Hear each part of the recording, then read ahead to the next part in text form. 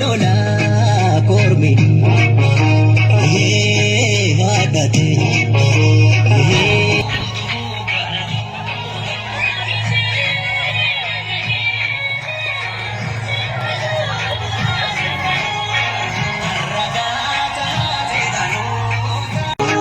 yogorom sike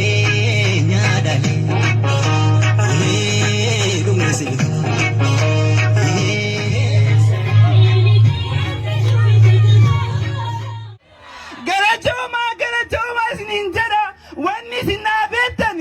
naftanya siyaati jirtu gaafa baranjii mataan dhukkubu ittiin fayyadamtu waan Oromoo kuffisutti fakkaate hinda gogorte jawaariin hiinaan OMN hin cuufnaan ilmaan Oromoo tokkotti fakkaate hin jirtu miti beeka hinduuna malee kadhattuu sammaa hin qabne fidan malee naftanyaan kalee afaan Amaaraa dubbattu tahadda afaan Oromoo dubbattu taangorra jirtu kan ergamtuu viidiyoo ajooftuu baafne kan mataa irratti baafnee jenne hadhaasti baatee nutti geerarti nuti ka beektani baqannee akkanaan hin baane biyya sana gurgurannee hin baane Oromiyaa hin gurguru jennee viidiyoo yoo namni taa'utu dinnee asi gallee rakkoo guddaa keessa geennee as dhufne biyya tana hin bilisoofne jennee dhufne ergamiinsa jalaa baafnaaniin ija wanattee jennaaniin Tigreen deemtee jennaan nafxanyaa jalatti garte kanaafiyyuu Oromoo siyaatiin hin beeka rabbinatti haa beeku hin du'a malee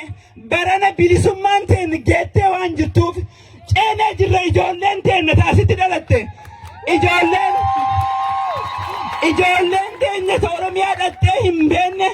biyya kanatti hiriira baatee ijoolleen lafaa dhufaa jirtu Oromoof dubbatte warri nafxanyaa jala deemu nafxanyaa afaa Oromoof dubbattu hin dogongorte malee nuti lafarraa cinna malee hanga Jawar mana hidhaa jirutti hanga Oromiyaan bilisoomtutti hanga sirna nafxanyaa jalaa baaneetiin adda Oromiyaa uumnutti ingallu dhugaa keessan ingallu galatoomaa deebi'eetiin isin dubbisa hedduu galatoomaa isin jaallata.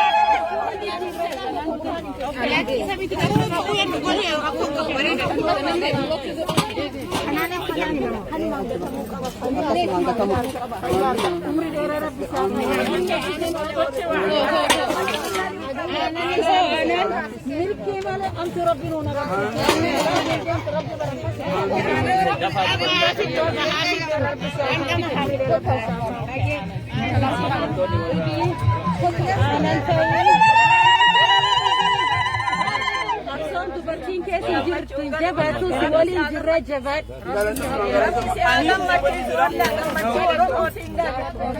لما تشوفوا يا رب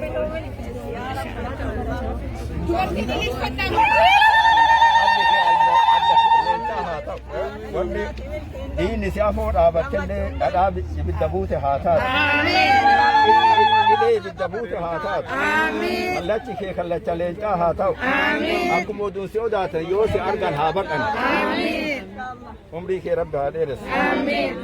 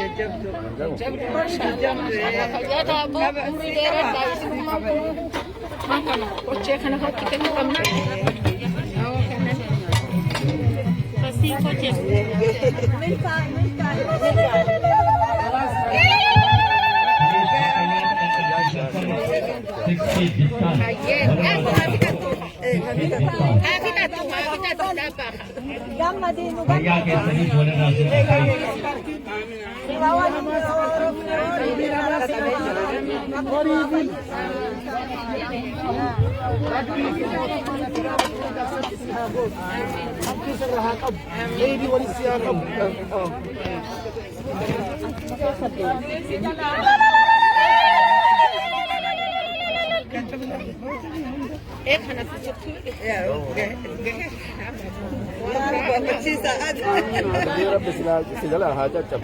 هذا تب بسم الله نور أبولا بسم الله نور أبولا Waktu tidak jera bunda baca jera jera jera jera jera jera jera jera jera jera jera kunar alai jera ya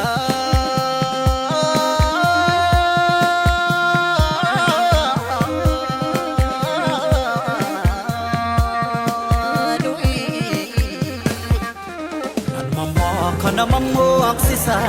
umam sera umodapse raji barakana rojako irta ukin jamse mama kana mamu aksisa raji barakana yojama takisa dese polna kotti ala pashe ilmormai shirani garaf kalbiki yakatani Akan sirracitu fiadani Mal goden an sirracita Mal goden an sirracita Sifuden gici kolita Sifuden gulli solita Sifuden dadar kolita Sifuden shalla kolita Sifuden syukurita Sifuden sabatalita Sifuden awadalita Shirani isado do orsisani akkan sirracitu fiadan teeti gosaataa ilmaan san galateeffachuu fedha isin malinaa takkaamee galateeffadha ka dhiiraa ka xiqqoolee isituu nama nu godhe namni eegan amxeeoo tallee nama godhe dalagaa isillee mul'ise ilmaan tana itti aanseetu barti dhiirti yoo duraatu morkumaaf dhiulatte wanni morkaa dhalate waan faarsan hin qabu rabbi umxooleetu ammallee hafuura haa godhatu hafuura ka alatti beellee saagatee gale milkiin isii barana nu rabbi nu haa milkeessu rabbi nu haa milkeessu rabbi nu haa milkeessu waan mucayyoon yaadde olitti rabbi nu haa godhu bitatti haa kufu diinni kun namni bitatti kufe hin ka'u bitatti haa kufu nu kuffisuuf deema haa kufu waytamara sanaa dhibba nama gabbarra sanarrallee nama keedhallee rabbi nama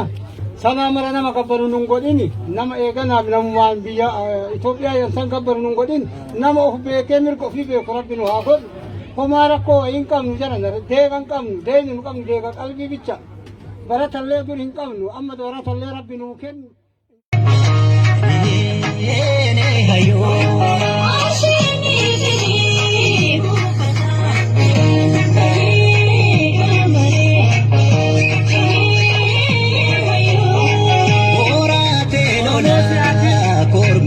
Koominitii Oromoo Tasiyaati ka guyyaa seena qabeessa kana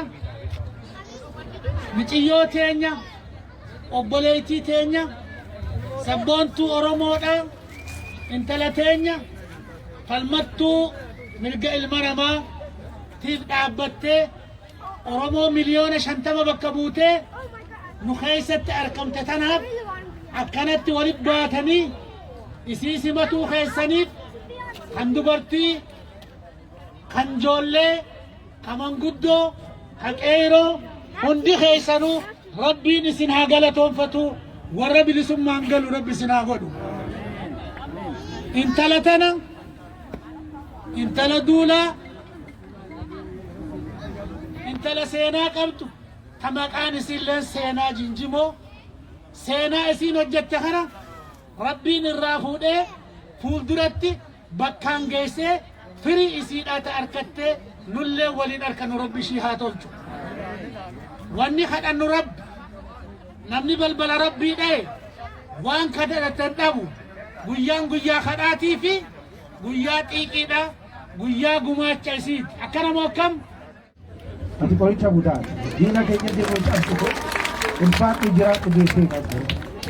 waaqayyo nagaa si haa galchu. Oromoo jettu hedduu uummata saba siyaasiliitiin boonne amma maanguddoo teennaa taanu eebbiftee kabaja rabbi kabajee sanii haa kennu galatooma amma seenaa obboleettii teennallee baga nagaan nu dhufte nu jiraadhi qabsoon dubartiin keessi hin jirre qabsoo hin taatu si duuban jirre jabaadhee fuuldura deemi waliin haa hordofnu. Kanatti aansee gartee nama lama sirra dhiyeessaa akka keessummateen nu dhiyeessanii Abdulaziizii fi Abdoo nu dhiyeedha akka keessummateen nu simattan. Oromoo nagaa baga nagaan dhuftanii yaaminsa yeroo gabaabaa keessatti isinii goone kabajanii battala kanatti dirree tanan nu argamuu keessaniif maqaa koree hawaasa magaalaa Siyaatiliin kabaja guddaa ulfinaa fi jaalala isinii qabu ibsuun barbaada. Daladhee guddadhe Oromiyaa Arsii keessatti hacuuccaan ilmaan Oromoo kamoliin beennu hacuuccaa obboleettii kiyyaa ammoo kamoliin beennu shamarrantu beeka. Kanaafuu bilisummaan teenna kalachuutu dhufaa jirti. Obboleeyyan kenna na uffolchaa isiniin jedha amma gabaabsee isiniin dubbadhaa karoorri kiyyaa bal'inaanii gaafiif deebii waliin goonee jenna soo yoo jajjabtanii deemuu baattan jechuudha. Ila maal isinitti fakkaate? Barri kun waggaa 130 dura naannoo kanatti jechuudha bara 1889 yeroo Miniliik Oromiyaa cabsee jedhu lakkoofsa Oromoo walakkaa fitee jedhe. Walakkaa miiliyoona 10 shanitti deebi'e jechuudha. Lakkoofsi Oromoo hadda miiliyoona 50 jenna. Hoo lakkoofsa sanii ilaalli nafxanyaan kalee afaan Amaaraa dubbataa dhufe sun miiliyoona ajjeese jedhe. Nuti ilmaan Oromoo yoo dhugaa dubbanne qabsoo kanarratti urga nafxanyaa nyaataa fi mataarra baachuu jalqabne urga ilmaan teenya itti gabbaruu jalqabne naftanyaa kan jiraachisneen nyaataa fi dhugiitii qofa osoo hin ta'in dhiiga ilmaan keenyaatiin. Kanaafuu exactly waggaa 130 booda naftanyaan afaan Oromoo barattee Oromiyaa keessatti guddattee silaa Oromoodhaan galatoometti. Itoophiyaan jedhamtunu empire Itoophiyaa tuni yoo dhugaan dubbannee naannoo Amaaraa keessa hin jirtu. Naannoo Tigree keessa hin jirtu. Oromiyaa keessa jirti. Galatoom jechuu wallaalanii xinfanyaan hin jedhan. Xinfanyaan dhugaa kun waan warra faranjiidhaan jennu xinfanyaan dhugaa isin ilaalaa jedheen isaanii biyya keenya keessa ta'anii qabeenya keenya nyaataa afaan keenya baratuun waa guddaatti ta'a. Oromoodhaan galatoom jechuun waa guddaatti ta'a.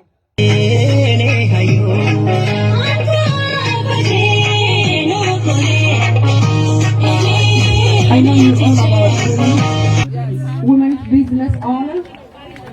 One head to get the giraffe,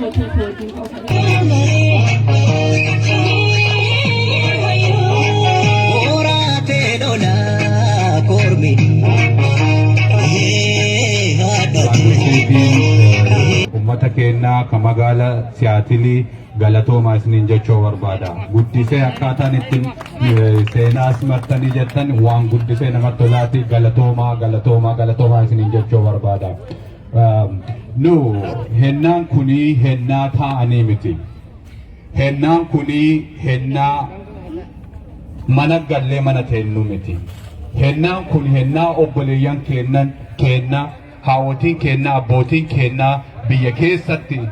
inni nafxanyaan fixaa jirutti nu teennee rafnee hin dandeenye. Ummata keenya biratti karaa dandeenya maraanuu dhaabanneetiin ummata keenya akka hamilee isaanii hennaa diinni mataa gadha'ee bulchuu.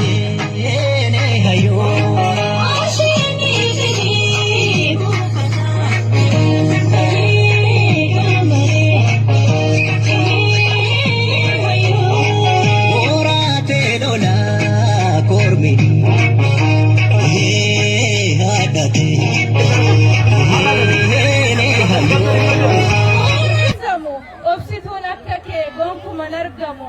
waa'ee kee tarreessuuf yeroon na qajeelcha kanaan xumuruun koo dhiifamallee jecha rabbi siifa kennu umrii dachaa rabbi siifa kennu umrii dachaa egaa oromoo koo nutis haa jabaannu utubaa isheef taanee duuban haa cimsinu harkaan wal qabannee faana haa dhaabbannu waamicha ishee hunda dafnee haa awwaannu waamicha ishee hunda dafnee haa awwaannu. Haamilee haa taanuuf addaddummaa dhiisnee tokkummaan haa cimsinu jabaa keenya jabeeffannee diinota haa qaanessinu ollaa bira dhaabbannee qabeenyaan haa tumsinu ollaa bira dhaabbannee qabeenyaan haa tumsinu hubadhaa yaa Oromoo tokko ta'uun qoricha gamtooma dhabuu keenyaaf diinillee nutti cicha gamtooma dhabuu keenyaaf diinillee nutti cicha galatooma.